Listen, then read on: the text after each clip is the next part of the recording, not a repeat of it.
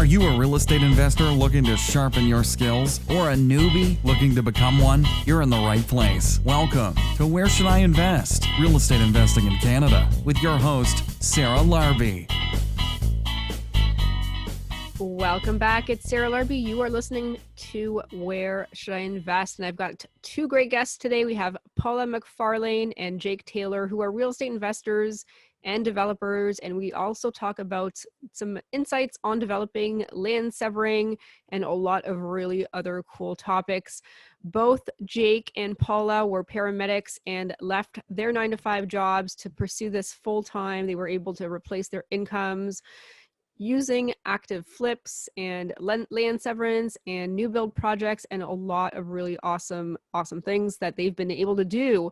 So I hope you guys enjoy the podcast. Don't forget to leave a rating and review and reach out to Paula and Jake as well. If you wanted to know more, their website is tartandevelopments.com, and they've got a great Instagram account as well with lots of progress pictures and lots of different things that they're doing from a real estate standpoint. So I hope you guys enjoy this podcast, and we'll see you very, very shortly. Paula, Jake, welcome. How are you? Good. How are you? Good. I'm excited to have you on. I think we've connected many times over Instagram. We share a lot of the same views, and you guys are real estate investors as well. That's awesome. Welcome. Yeah, thanks for having us. Yeah, thank you. Excited. Good. So why don't you share a little bit of your background and what current strategy you're doing, but also how you got started in real estate. Who wants to start? Paula wants to start. Okay, I'll start. Yeah. Okay. So Jake and I were both paramedics. We actually met in high school, but then ended up working together later on. She's going way back. Yeah, we gotta catch everyone up, right?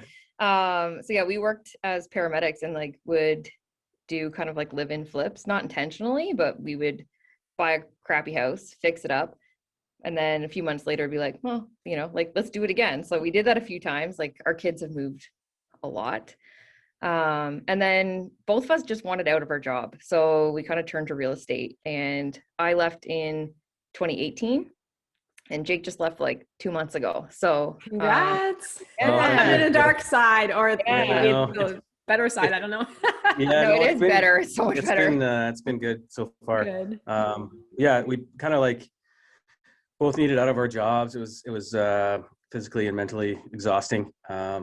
And we both had an interest in real estate, and that we made a decision. I think it was end of 2019 that this was the plan. This is what we're going to do, and from then it's been good. Our plan has evolved a lot. I think we're just continually growing and trying to push ourselves to do not more things, but different things and bigger things. So it's been pretty exciting. Yeah. So we started off. We had to replace our incomes. So that was kind of our goal at the start, was to replace the incomes. So we started out doing flips, kind of accumulated a couple properties for ourselves along the way. And I think our business now, we're kind of going towards new construction homes and smaller development. That's kind of where we see our business in the next year. We still have a bunch of flips and renovations on the go. And then we have 3 new construction homes scheduled for 2022. So that's kind of where we see things going. Still do I think we'll still do the odd flip, I think, but I think our interests lie in new construction and small scale development. Okay, that's cool. And when you say that, you're finding your own piece of land, you're building yourself, you're not just buying off of a Mattamy or something along those lines.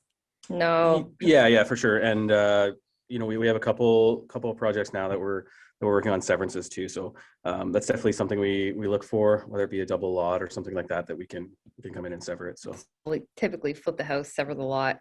We haven't actually built on the lot yet. We always have the intent to build, but the market has been going crazy, so we can the land value building. sometimes is just almost as close as you would get by building on it. So yeah, I mean, one of the things that I found myself doing in the last 2 years was having to pivot because there were not as many deals as before, and then everyone was fighting over the same things. And so like you guys, I had to find a different way to keep scaling, and buying land and building, it was kind of my thing as well. So it's cool to see that you guys are doing that.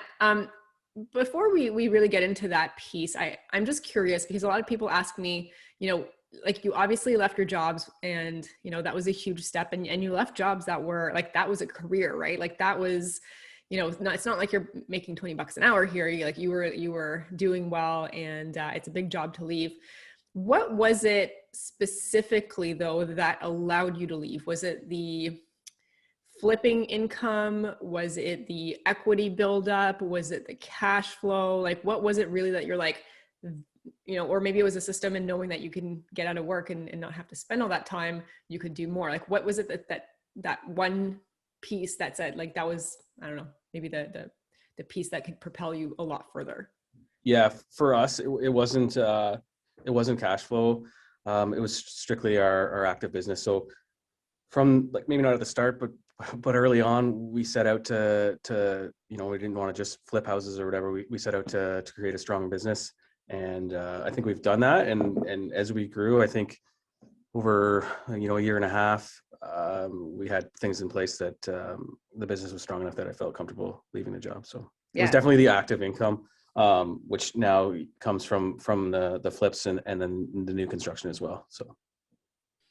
Very cool. And where is it that you guys are doing the majority of these deals? So we're majority in London, where we live. We have done a project in Sarnia, which is like an hour west of London. And then our new construction is actually, the three are in Stratford, which is like 40 minutes north of London. So, but majority of our stuff's in London. Yeah, or just a little bit outside. We have a little development out in Strathroy as well. We find London for development really challenging. Like even the simple process, like a Severance, that should be like a slam dunk, and a lot of other places takes a little bit more time and a little bit more effort in London. So we're starting to really look outside of London just to speed things up. Yeah, absolutely. I mean, it's definitely very different once you go to, you know, flipping the typical properties, or even just doing some smaller bursts, to buying land, severing and building. You know, for many investors, I'm sure that's, you know, the next route that they want to go and try. What are some of the things that maybe the best insights that you can share that you've learned along the way making that leap? Like moving into development, I think one of the biggest things we learned was we hired a planner. So we did the first development we did, we just kind of did it on our own. It took like, I don't even know, like 14 months maybe. We did get kind of caught in like the beginning of the COVID mess. It did take longer than it should have, but we got held up by that. So I think it was actually 16 months total. Okay. But anyways, yeah. So having a planner in place. So basically, we have a planner that we use, and he takes care of pretty much everything. So it's pretty much hands off. We kind of just tell him what our plan is. He puts things in place and presents to the city, and he's far more knowledgeable than us on all of that stuff. So yeah, I would say that's the biggest thing. And realistically for us, it was totally by accident. Our very first flip that we didn't live in was also a land severance. So like we tackled this like from the beginning, which looking back, we're lucky. Like we're really lucky that the market went the way it did, because it took us 16 months to complete. Like we had the flip, it was done, and literally just sitting there because we couldn't sell it, because we couldn't get the severance completed. I remember there was a lot of things with that too. It was out in the country, which was like another, like we just didn't know enough, and so we kind of jumped in with like, there was some you know what, it turned out profitable, but there was some, like, we didn't know what we know now, right? So we didn't have like private loans in place. I don't know how we were funding all this stuff. We funded it like regular. We funded the house like a regular Scotia mortgage. Yeah, like in our own names, and then funded it with just like our own money and like lines of credit. And like, this is a bad story, but like, I remember like towards the end, it was pretty tough. Tight. I remember like paying like with a mortgage with like a credit card. Just put it that way. Yeah, and I was on maternity leave, so because we took possession of this 2 days after our fourth was born. So like I was on straight EI. Like we had, like, it was already tight. It was tough. Yeah, so, it turned out profitable. Yeah, but it was stressful. Learned a lot. I think with that one, we learned a ton. We learned a ton. Yeah, we learned, like, I think it like you learn from everyone, right? So like we're obviously still learning too now, but yeah, we learned a lot from that one. And I do like the severance though strategy. I do like that. It's definitely something we'll continue to do, but now with a planner, so it's kind of all in their hands. I mean, it's all about working on the business and not in the business. So it sounds like a BCIN designer that would do like a typical conversion. This is like that next level. And so it's the planner that's essentially going to the city, going back and forth, getting approvals. Yeah. And how much does a planner on average cost you to hire? I'm just curious. Like for a basic severance, like just the planner's fees is around, I think it was 5 to 7K. Yeah. Then you'll have your cost of survey and stuff like that on top of that. But yeah, around $7,000. But let's talk about the other costs, because I think that's important, because it's not the same as just buying a house and figuring out what the rentals are going to be and that kind of stuff. Like there's fees, right? There's development fees, there's other things. Can you share maybe some of the fees that you've encountered through some of your projects? Yeah, for sure. So like we have the planner fee, which I think is money well spent for sure. You'd spend that just doing it yourself in time and holding costs. You'll have survey costs. There'll be sometimes there's other things, like we had to do like if you have to like test the soil. One thing we ran into was like depths of, this is something else we learned, was like depth of, so I was like, oh, there's existing services, sewer, water, but the sewer was actually like not that deep in the ground. So it's another thing to check out, have that surveyed. What other costs are involved there, Paul? Well, it depends too if the municipality comes back with conditions. So our very first one, we had 14 conditions. And one included, it was in the country, it included putting in a well before you get the severance, because they want to make sure that lot has, clean drinking water. That was the biggest one, because that was like $22,000 or something. And like there was a whole bunch of other things like stormwater management. Yeah. So like there's a bunch of engineering costs that go along with the survey. I would say like probably another 5,000. Yeah. So like we try to budget like between 20 and 30,000 for like a pretty standard severance. Yeah, which doesn't include servicing the lot. That would be an extra probably 25 to 30 depending on how far the services are, or what side of the road that's they're on. That's if they're relatively close. Yeah.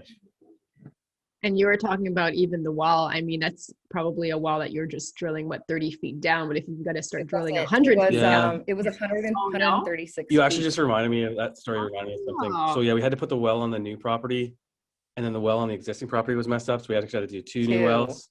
So yeah. Because that's expensive very quickly. Yeah, that's what happened too. And then like the septic was messed up too. We also had to fix the septic. It was like obviously there were a lot of hurdles. We kept going more out of necessity than anything. Yeah, we had to. But it gave us this like confidence, I guess. Like, okay, that was hard, but we did it. So what else can we do? Yeah, the profit was in the land on that one, not in the house. So it was just a matter of like getting the house like ready to resell and then waiting for that severance. But that was a tough one. And so did you sell the lots as well next to the house? Yeah, we ended up selling both. We were initially planning on building, but at the end of it, we were just like, let's just sell it. Yeah, we had enough. So. Yeah. And it was like at that point, the price of what we thought we would sell a lot for had gone up enough that we were like, well, we'll make the same or maybe a little bit less if we don't build. So and we didn't have Terry on yet either. So there was a lot of like extra things. We'd either have to hire a builder to do it, which was going to cost more, or we'd have to live there ourselves, and we didn't want to move again. So, I mean, I think that's interesting just because, it's new probably to a lot of people. There's definitely a lot more costs and fees and time. So just a typical severance, like what's the timeline that somebody should be expecting? I think if you use a planner and everything's straightforward, and you don't have to go to if you don't have to do committee of adjustments or minor variances or anything, then should be like 6 months. So the ones we're doing right now in London do require committee of adjustments. So I'm thinking probably like 8 months. But I think that's a great way to think outside the box. And so many investors are out there chasing the same things, but find a piece of land or a property that has potentially enough land so that you can sever it. And going through the process, I do agree, hire, a planner or somebody that knows how to do it from the start. Like you could make a good chunk of profit by just splitting that piece of land that you bought into two. 100%, yeah, exactly. Yeah. Or even like, even if you don't build on it, it's still profitable. But if you decide to build on it, you're essentially getting the land for free. So there's or close to free, depending. Yeah. It depends on the deal. But yeah, the land, there's a good spread for sure if you can create a lot. Absolutely. As long as you don't buy the house, then they're pricing it with the lot, like the potential for the lot if you buy the house. Yeah. Well, which I've noticed now. You see double lots and it's like double lot, and then it's like worth way more than any house in the neighborhood, and you're like, nah, that one's not going to work. Yeah. No, exactly. So who are like the end buyers for the, like who bought that lot as an example? Was it somebody that was planning on building? Was it, or somebody that just wants to sit on the land and just let it appreciate over many years? No, it was like a couple that bought it and they built a giant home on it. Oh yeah, huge one. Like 4,000 square foot house on it. But it was kind of cool though to drive by it and be like, hey, like we developed that. So nice. Because I think a lot of people, when they think development, they're thinking building, but there's development and then there's building, and you can do both, or you can do one or the other. For sure. Yeah. So what are some of the, maybe the I don't know, pros or, the best parts of doing something like this based on your experience, that now that you're, doing more development, you're getting into building, like what are some of the benefits? There's lots. I mean, obviously you have to buy right, but I would say, like for us, one of the big benefits is we're more interested in this. The creativity factor is like with the building. It's just something that we really enjoy. And yeah, like if as far as severances go, land value, especially in London, it's huge. So if you can create that lot, you're making quite a bit of spread. Yeah, and like it's more exciting for us, I think. Yeah. Profitability wise, I think it obviously depends, like I said, on how you buy, but yeah, there's a little more profit. It's some of the flips we were doing, our bottom line would be like a $50,000 budget. So moving towards profit, or yeah, what did I say? Budget? No, I wish we've never had a $50,000 budget. Yeah. So 50K would kind of be their cutoff, is like profitability on a flip, which is great. But so I guess what I'm trying to say is, like, we can do cooler projects that we enjoy with a higher profit margin and less volume to kind of meet our income goals, if that makes sense. Yeah, absolutely. I think there's more money to be made, and I also think that there could be more money to be lost by not having the right team in place and making some mistakes. And I think this is why it's not necessarily something. I mean, you could, but it's not necessarily something that you start with, right? Many investors start with maybe like a single family home or a duplex or something a little bit easier, and then they get their feet wet and learn the ropes and then get into something like this. But because it costs a lot more, it's harder to finance, and we'll talk about financing in a second. Yep. It's harder to finance, and mistakes can be made very, very quickly, and all of a sudden your profit's gone. Absolutely. Yeah, I would also add one thing to that too, is just like we're pretty big advocates for coaching. So we've had kind of coaches in every aspect of our growth, like for certain for like the certain things. So like we have a development coach to help us with that. And we had a coach to help us flip.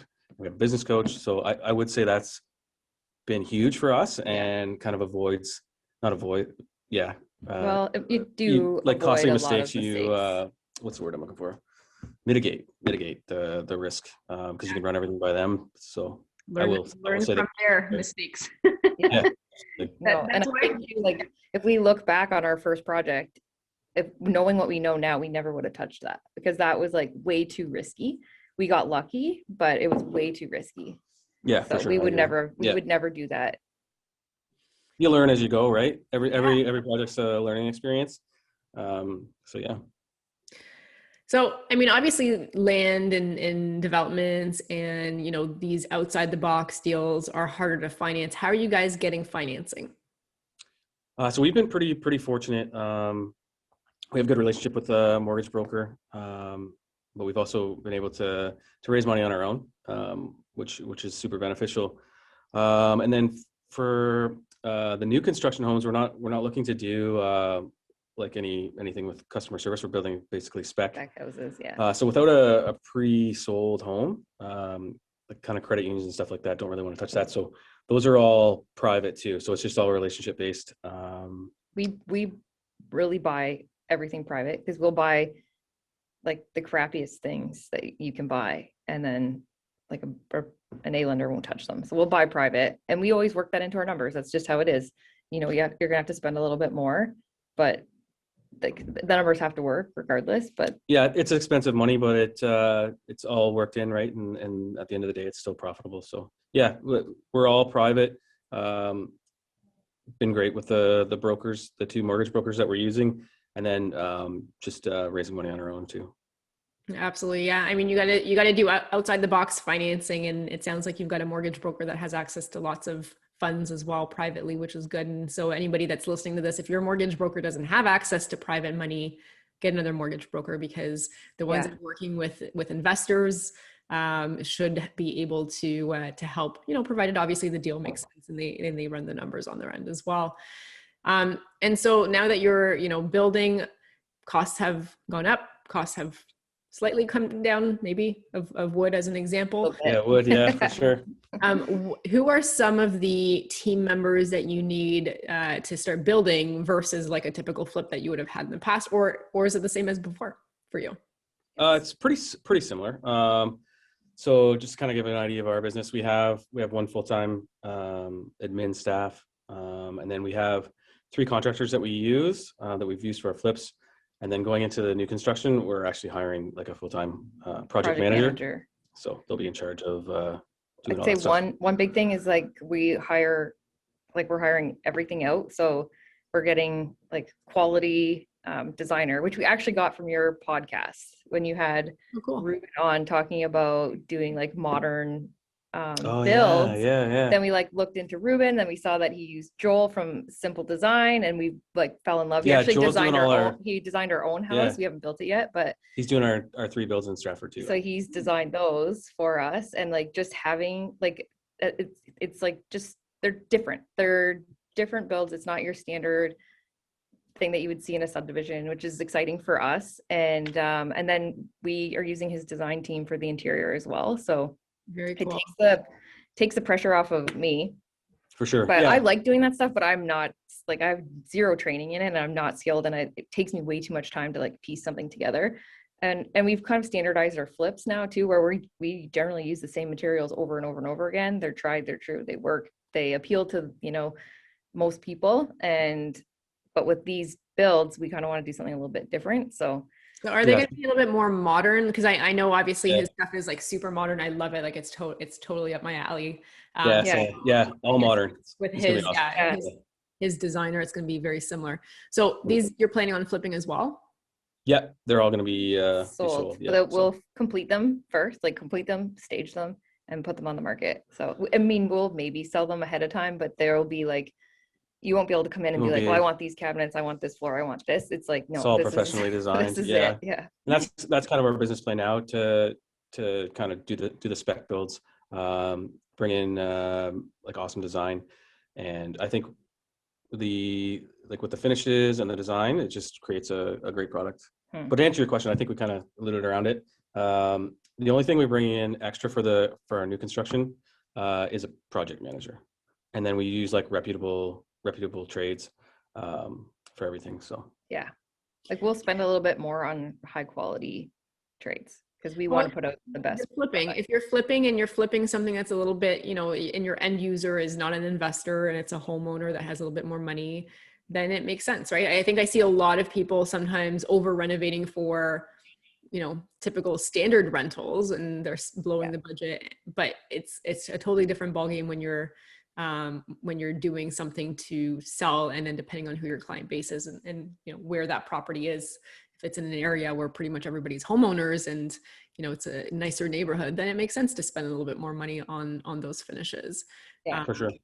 And there's less modern type of houses. I mean, if you're out in London and where these are specifically, but there's not that many of them out there. They're either cookie cutter from typical big builder, or they're much older houses. Yeah. Sure. There's starting to be more modern houses in London. There's one builder who builds some pretty cool ones, and Joel actually designed like a whole bunch of his too. So which is really exciting for us to see. So because we're building like our own house, we're actually tearing our current house down and building a new one, but Joel designed, and it'll probably be a few years down the road because we have enough on the go that I don't have time to focus on our own house. So but it'll be kind of like the first of its kind in our neighborhood at least. So So that kind of goes to my next question though, right? Because if it's the first, you're creating something that's a first and there's no precedence. And so how do you figure out what your sale price might even be? Or are you just kind of gauging based on other comps? Or Yeah, we'll still base it on what's sold in the area. On comps, right? So the way we do it is, say your comps like 1.3, we're not going to overprice ours. Our comp is 1.3, but I think with our design and stuff, we'll get more, right? So we're trying to have the best product in that price range, and then we shouldn't have any issue selling it. Very cool. So is that really like the route that you guys both, Jake and you, Paula, as well, both think that you're going to be doing moving forward? Is the builds and the, the spec builds, is that your maybe next few years, or is there something else that's? No, I think that's it. That's kind of where our business is transitioning now, and kind of into 2022. We'll be focusing on new construction, mostly spec. We'll see what happens. Yeah. I don't know if we want to get into like any customer service stuff. That's the problem. There's a lot of more opportunity. The customer service stuff is what I'm not really. I don't enjoy that aspect. I know I wouldn't enjoy that aspect. Like, I'm a people pleaser, and I feel like I don't know. It would take me too much time, unless even if we hired someone to do it. I feel like it's just not what I want to get into. So I think build for spec, and then we'll still accumulate stuff in our portfolio, and we do that with the BRRRR strategy. So, but yeah, that's kind of where we're going. And like I said, just a small scale development too. I'd like to build some smaller multifamily homes too, or multifamily buildings as well. So. Yeah. Oh, very cool. So you've got some BRRRRs, you've got some tenants, you've got the flips. The flips allow you to leave your full-time job. Now you're really expanding into something new. How has, your family life changed, or your lifestyles changed since you were able to leave your jobs? Like, we both worked shift work, so adjusting out of that has been great. Being able to sleep at home every night's been huge. More time with our family, freedom too. We can, well, not right now, but travel and stuff like that, right? So, and yeah, we did, create a larger income for ourselves too, which is obviously beneficial for a number of reasons. So it's been all positive, and we're doing things that we love too, which is a bonus. Yeah, we still work a lot. Like, we're working on being able to step back, because we still work basically full-time hours, but it's just doing something. It doesn't feel like work, but we love it, and it's different. Yeah, for sure. And we're putting in the systems and processes now, so we can work a little bit less and maybe from a distance as well. That kind of goes along with the hiring of the project manager as well. So.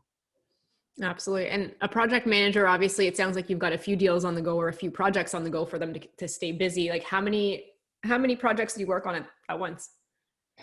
We have 10 under 10 right now. And then moving forward, like for 2022, we have the 3 new construction homes. What we want to do, minimum of 6.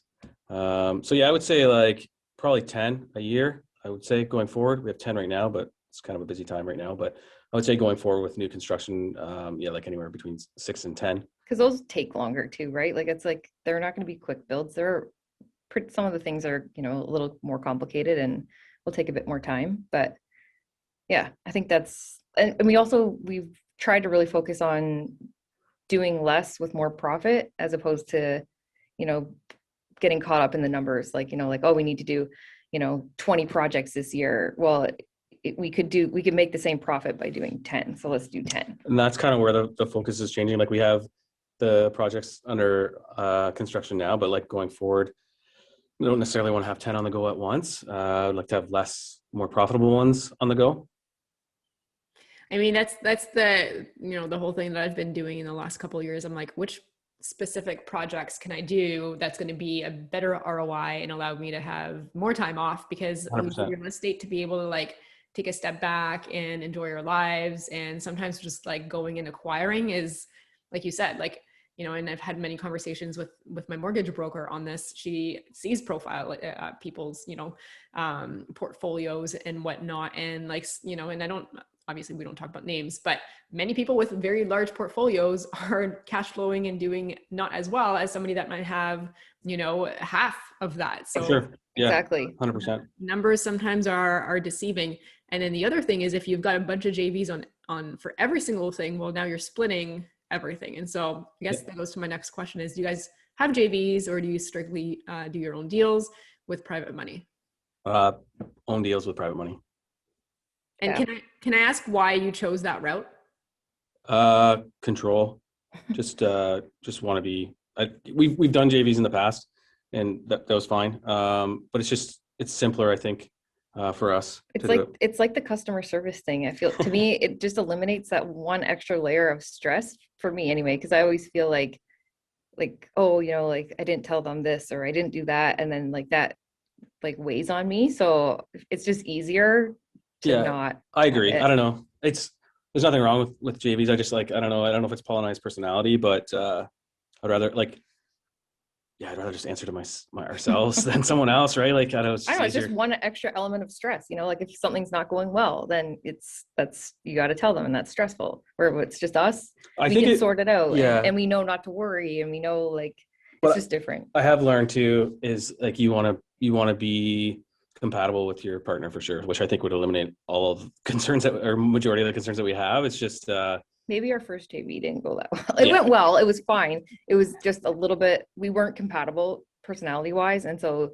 it was very tiring for me. And like the whole project would have been way less stressful. It was just like, we just did ourselves, like just answer to ourselves, right? Like, and have control over decision-making and stuff like that. That's just our opinion. But I definitely want to pick someone that you're compatible with. I think it's hugely important, which makes sense, but sometimes you just don't do that. So yeah.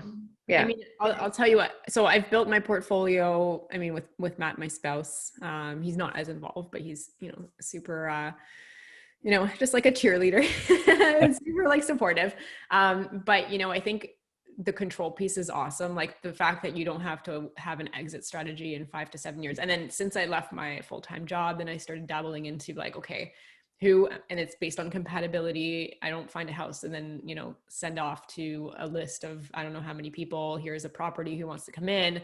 I'd rather be like, okay, this is going to be my next JV partner. And so I did a cottage with 2 awesome people. I'm looking at something in Hamilton now for somebody else. And I think it's cool because then you're doing well together, and it's not, for me, I don't want to create a whole other full-time job anyways, but you can be picky. Joint ventures are like a marriage or, very, very long friendship. You're stuck there for a while. So, and they definitely have their place for sure. Right. Like they definitely open a lot of doors, like even just financing wise and raising money. Like we've done a couple of projects where probably wouldn't have worked if we had to use like entirely private money, but we were able to get like a VTB, which helped. So I definitely see there's a place for them. Absolutely. But just kind of in our journey now with our small amount of like holdings and smaller buildings, just kind of doing it on our own. Control freaks. Yeah, I don't know. No, I do think like down the road, if we ever like get to the point where we want to acquire like a large multifamily, we will 100%. Have, they won't necessarily be like joint venture partners, but we would have like a GP equity partners, like shares the corporation. 100%. Yeah, I mean, and that's an opportunity for people to be more passive and come in, for the ride. But I don't think there's a right way or a wrong way. I mean, there isn't. No, for sure. There's people that are still, and I'm not saying just because they have JVs that they're not successful or as successful as someone that doesn't, but you're splitting things, right? And so, if your cash flow is X, it's X divided by 2, and you probably have a 5-year debt, 7-year exit. But no, there's definitely a place for it, and it's just it's just we haven't like for us it really comes down to just the element, or for me anyway, I shouldn't speak for you, but the element of stress of having someone else, and like the splitting money and that kind of stuff doesn't bother me. Like I would that is not a concern for me, because then I would just get more, right, if I needed to make a certain amount. But it's just that having that one extra person to answer to, and like hoping that, they're happy with what's happening, because that's just my personality. So, and that you drive well, and the communication, for them of what they expect from you and vice versa. So that's one thing that we do though. Setting expectations would be huge, I think. It is right? huge. Yeah. Like if you don't do that from the start, then you're always going to run into problems, and just having everything laid out. And then I think you could eliminate a lot of problems. You could, for sure. Yeah. And like the more confident we get in our business and our model and all that stuff, we're able to say like, no. Like we can say no. Like we've had people We who have we've quite a had few people that- who've wanted to like invest with us, and I just know that we're not compatible. I can tell by, you know, like the level of questions they're asking, that they don't trust us, and that's something that's really important to us. Like we have to trust you, you have to trust us, and if that's not there, like we're not going forward. So it is kind of nice to be in a position where we can say, like, as much as I'd love to do this deal, I'm not going to do it. I can't do it with you. Like, I just know that it's not going to work. And we can say that now more because we have experience and we know who we can and can't work with. So. Yeah, no, absolutely. That's well said. So you're both doing this together, and did you always do this together, or did, you know, one person convince the other one that real estate was the way to go? And then my second question to that, because it's a two-part question, is how do you split your tasks to, you know, or do you complement each other in certain things that you do as part of the business? We've always done this together. I think Paula probably had the bug before me. And she kind of just passed it on to me. We're definitely in this together. Team, I would say, as far as tasks go, I think we're pretty clear on what each other's tasks do, and some things do overlap. Like we find ourselves now, basically, our roles are just like raising money, and finding other projects, and then just kind of like delegating tasks. So we just kind of tackle that stuff together. Yeah. Paula's also a realtor too, so she has time commitments with that as well. So I don't know if that answered your question, but yeah. Did it? Yeah. Yeah. And we work really well together. Like, I don't know, we always have. We actually were partners this is Paula's favorite. on the ambulance together, like while Paula we were tells her married. story. Because everyone's always amazed that we were able to do that. Even the people we worked with, they were like, how are you guys working together? But I liked it. So It was good. Paula likes to tell everyone that story. Can I Yeah. ask, like, did you guys meet because you were partners on the ambulance? No, we've known each other since high school. Okay, yeah, that's what you were saying in the beginning. Yeah, Okay. I think she fell in love with me at first sight. Yeah, it was love at sight at Love 14. at first sight, yeah. So And you mentioned kids. How old are the kids? So I have two from a previous relationship when I fell out of love with Jake for, you know, a brief period of yeah, time there. it was kind of like a bad JV. She just like got with this, yeah, whatever. Anyway, I have a 14 and a 12-year-old, and then Jake and I have a 4 and 2-year-old. Amazing. That is awesome. Are any of them interested in what you're doing, the real estate piece yet? No, my older two are interested in like their phones. And I hope the little kids grab a hold and take interest. I hope they do. yeah, it's hard to say now. Yeah. They do like coming with us to do stuff, but yeah, so we'll see. Good, cool, awesome. So the next part of the podcast is the lightning round. So I'm going to ask you 5 questions. You guys can each take a turn to answer the first answer that comes to mind. Ready? Rapid Ready? fire, yeah. I'm pumped. I'm actually, I don't know if I'm pumped or nervous. So are we gonna pick who goes first? I can't remember what the question is. I'll pick. That'll just make it more, you know, off the top. Okay, question number 1. What is your favorite real estate investing podcast? Let's go with Paula first. my favorite, I think, is Andrew Hines, only because that's what I barely listen to podcasts anymore. Jake would listen on his drives. Yeah, I've been out of the podcast game because I haven't been driving on his work, drives to and from work, and then he'd be like, "Oh, I got to tell you about this like favorite or this podcast," and then I'd never get to listen to it. So awesome, Jake. What about you? Podcast. I really like Andrew's. I liked Stefan Arnios, and of course I like yours. Well, yeah, that goes without saying. Yeah, okay, but they're already listening to this one. We're trying to expand podcast. You know what? There is some. I will say I don't want to drag this out too much, but there is some. There's one called. I think it's called like Property Developers. It's from Australia. I like that. We'll add that in there. Awesome. All right, question number 2. This doesn't have to be real estate related per se, but do you have a favorite book? Like from, you know, I don't know. It could be. Yeah, you're gonna have to like real estate wise. It's gonna have to be Rich Dad Poor Dad for sure.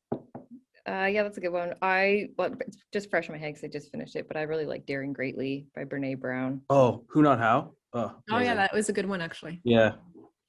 Cool. I've read a ton of books. I did the 75 hard challenge. Oh my God, did you? And I would walk twice a day, and I would listen to audiobooks, and then I would read 10 pages a day. And so I went through like a ton of books, but all personal development. What was the hardest part of the hard 75 or 75? The water. Drinking a gallon of water, like 4 liters of water a day, was the worst. I know this sounds horrible, but mine would be like the no wine for that long. Yeah, Yes, 100%. I Bob only made it 3 days, so it He was his idea. He was wanted my to do idea, but it. then it's like 3 days I didn't want to do it. So Oh, So- that's funny. All right, question number 3. Jake, we'll start with you. What do you do for that's fun? it.